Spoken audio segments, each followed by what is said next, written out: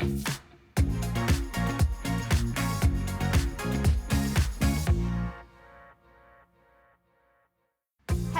and welcome to Qatar 365, the inside track on the most exciting stories from Doha and beyond with me, Miranda Atty. Coming up, we visit a smart city, check out FIFA World Cup stadiums, and talk to one of Qatar's most famous architects, Ibrahim Al Jaida. I'm standing in Qatar Foundation's ceremonial court, an open-air space created by award-winning Japanese artist Arata Isazaki. The design draws inspiration from Qatar's landscape. It's inspired by the past and looks ahead to the future, something we can see throughout the country's architecture. Let's take a closer look. Hundreds of interlocking discs fit together in the shape of the desert rose, a natural mineral structure formed in wet sand. This is Qatar's National Museum, inspired by the environment from which it rises. Many world-renowned architects have been influenced by what they've seen here. Jean Nouvel created the National Museum. The late, great I.M. Pei designed the Museum of Islamic Art. And the National Library was designed by Rem Koolhaas. Resources are moved more towards building museums, building cultural centers, building educational facilities and research facilities. But at the same time, although you have this overarching concept, but you give each architect, he or she, his freedom to create. Education City, a place of learning. And it's also celebrated for its architecture. Traditional Islamic architecture and culture weave their way across the campus. All of the buildings inside the campus have principles and concepts respecting the environment, taking from the culture, taking from the tradition, and taking from Islamic architecture principles from around the world. Architecture here is a bridge between cultures. The buildings straddle east and west, past and present. Architecture tells a story. It tells a story of a nation, of people, of society.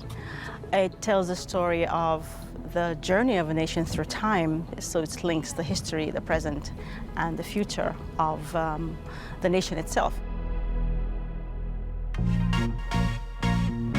Renowned Qatari architect Ibrahim Al Jaida is responsible for some of the most iconic buildings in Doha and internationally, including this one. This was a fully functioning rescue and fire station. It's now been repurposed as a contemporary art studio. I sat down with him earlier to discuss the future of architecture in Qatar. Qatar has, since I would say the early 90s, there has been a great comeback into sort of defining our culture, not only as a past, but also as an identity to continue into the future. And we've seen this happening not only in the restoration of the older buildings, but we've seen it happening even in our new contemporary architecture. It's the best way of reflecting our identity from the past, taking the qualities of the past, but not making the past as something that will hinder you from growing or going and venturing into the future.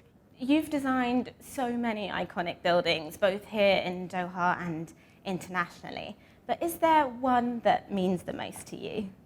The buildings that will make most impact to me, I guess the stadium would, because it does not only reflect the scale of what we have done, but being part of a success of your nation is something that you would keep for the rest of your life with you. I got called for a design competition to compete on Al Thamama Stadium. The competition called in for the headgear, the gahfiyya, but did not define, kept the imagination for the architects. After going to the old souk and looking for all the sort of gahfiyyas available and the designs and the patterns, we created our own pattern that will make sense architecturally. yet it reflects the Qahfiyya as it is. And what's the legacy you'd like to leave behind for future generations? The legacy would be, again, understand your culture, your background, but use that as qualities, but take off into the most contemporary approaches, use the latest technologies and the materials. With that, and just by simply being sensitive to the environment around you, you would literally keep your aesthetics, your identity into a modern Qatar. When Qatar won the bid to host the FIFA World Cup in 2022, there was a lot of prep to be done. The country needed 8 stadiums, each with the capacity to hold at least 40,000 spectators. The architectural designs had to be smart, flexible, and with soaring desert temperatures, eco-cooling technology was a must. Scheherazade Ghafour has more. The FIFA World Cup Qatar 2022 stadiums, each with its own innovative and unique design. Ibrahim Al Jaida's Al Thumama Stadium will feature 50,000 square meters of green spaces. Another is constructed using modified shipping containers. This is a very unique opportunity where we are building 7 new stadiums, one that's going to be demountable. We're refurbishing an 8th so that it can be used for the World Cup. There's never going to be a time where we have such a detailed sustainability strategy that covers so much of the work that we do. Like the work on the stadium resembling a traditional Arab tent with 40,000 square meters of green spaces. 28,000 seats will be donated around the world after the matches. I'm in the city of Al Wakra in front of Al Janoub Stadium, which was designed by the late Zaha Hadid. She was inspired by the sails of the traditional dhow boat, which you can see behind me with its aerodynamic shape. Walking around this grand space, you realize the architect's legacy will live on through her creation. It was very important for us not to overbuild or overcompensate. Some of our stadiums have, for example, retractable roofs, and what that allows to do is when you can close a roof, it allows you to cool faster, so you don't need as much energy to keep the stadium cool. All the designs are influenced by the country's rich environment, history, and culture. This stadium is known as the Diamond in the Desert. Also, it's the first stadium to receive 5-star global sustainability assessment systems. 85% of the material has been imported regionally. 25% of the material is recycled material. LED lighting all over the stadium, sustainable water and irrigation systems. Qatar's futuristic city of Lusail will boast the tournament's biggest venue, featuring traditional lantern and bowl designs. Then travel back into Doha, where you will stumble upon the rambling Aspire Zone. Not only home to the refurbished Khalifa Stadium, but the statuesque Torch Hotel, Aspire Dome and Academy, training grounds for the country's future football stars. Qatar is leading the way when it comes to smart cities. Msheireb, where we are now, is the world's first sustainable downtown regeneration project, a modern adaptation of Doha's old commercial district. But how does this design use technology to become a new model for urban living with full home automation, smart transportation and green ecosystems? Every inch of Msheireb has been created with sustainability in mind. There are more than 5,000 solar panels on these roofs. The streets are designed to shade pedestrians from the sun. And plants and trees thrive in desert conditions. A decade in the making, this is a reimagining of the old downtown district. I still remember the old alleys and the old small streets and the old houses in this area. And now when I come and I bring my children, I always tell them, you know, how this area was and important for Qatar. And there's a lot of history here. A battery-operated tram stops at all major locations.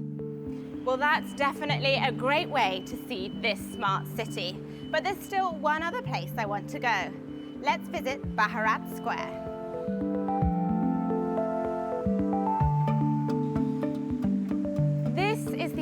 heart of Msheireb. Look at this design. It's the largest covered square in the Middle East with the biggest retractable roof in the region.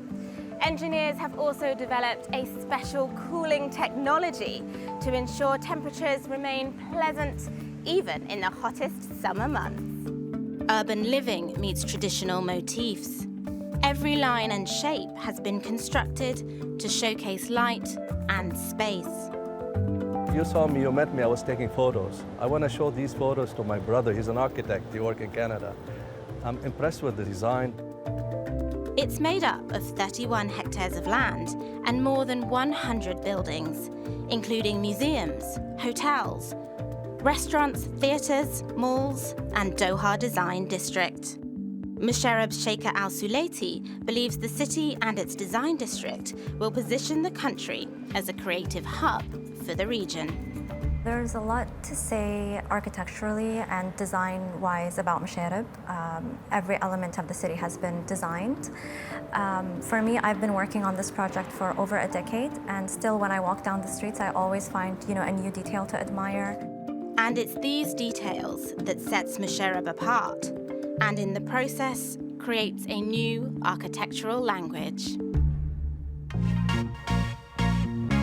It's been incredible to see the different ways in which the environment acts as the inspiration for Qatar's architecture.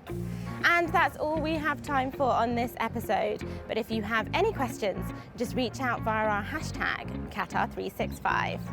Thanks for watching. Please do check out euronews.com for more and join us again next time on Qatar365.